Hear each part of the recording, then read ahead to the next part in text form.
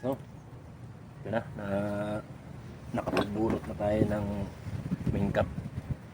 At ito ang ating mga nakita sa kanyang main bearing. Ito ay sa position number 5 sa pinakadulo ng parte ng ating main bearing cap. Ayan. So kailangan na rin palitan, hindi na rin maganda ito. Ayan, pudpud na.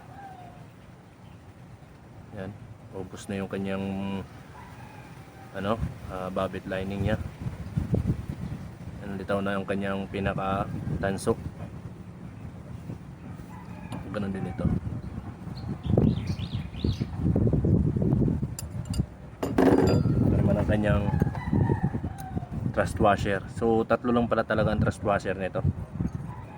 Isang magkapare sa likod, tapos isa lang sa harapan.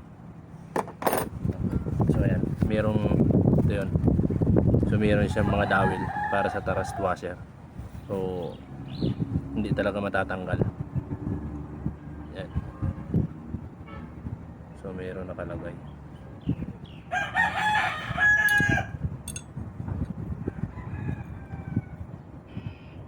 Pero hindi.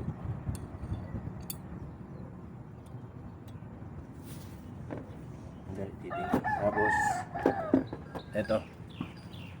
Dahil sa hindi pala natin mabubunot ito, gumawa tayo ng puller nya. Yan. Ito lang.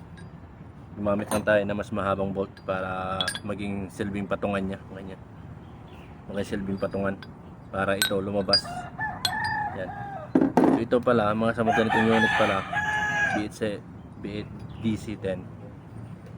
So meron pala siyang bolt na panggilid. Dalawa. Na numero 19. So hindi lang itong dalawa na to ang kanyang main cap bolt. Meron siya dito sa panggilid. Yan, tanggalin natin. So papabili na tayo ng mga piyesa-piyesa para maumpisa na rin natin siyang linisin,